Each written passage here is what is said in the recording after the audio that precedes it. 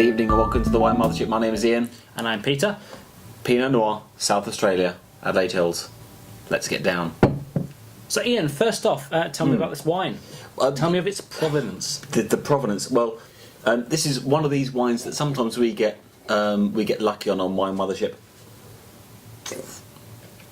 It comes to us without much research on our behalf, and we get to review it. Possibly a good thing. Well, I'll tell you what, let me talk you through this. This is a Pinot Noir from the Adelaide Hills and hand-picked on the 7th to the 14th of March 2012 by a fellow named Michael Hall. Oh, wow, that's quite a lot of detail, isn't it? Well, indeed. And fermented, 20% whole bunch. So you've got a little bit of tannin in there. There's plenty of scope for aging, and pressed to French oak barrels, 20% New France Frères, 10 months on lees. So there's going to be like some oakiness going into the mix to aid the aging process. It's quite young now, but it's tasting very well. But I imagine it's going to go on for ages. But okay, but I mean that's blurb on the side of the bottle. What's in the glass, Peter?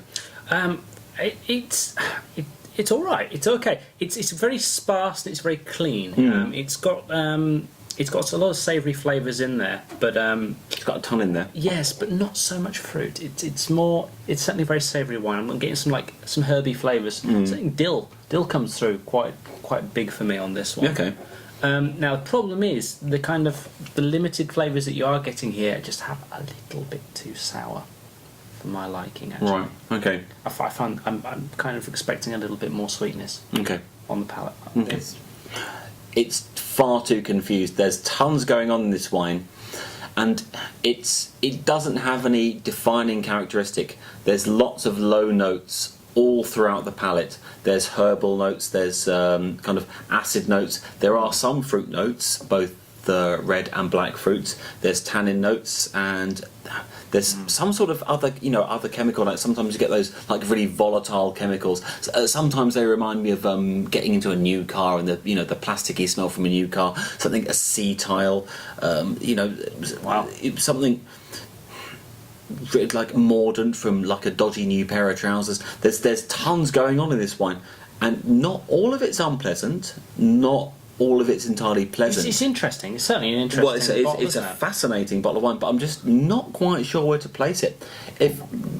Basically, what I want to do is picture an 80s graphic equalizer. Right. Okay. I can do that. Okay. Yeah. You can do that. Yeah. And just turn everything down. So you've got a really, really broad graphic EQ, and you've just got like very, very low waves. Nothing sticks out. Nothing is, there's no pounding bass. There's no like biting treble. There's no strong, powerful mids. Everything is just like on the low down, but it's very broad.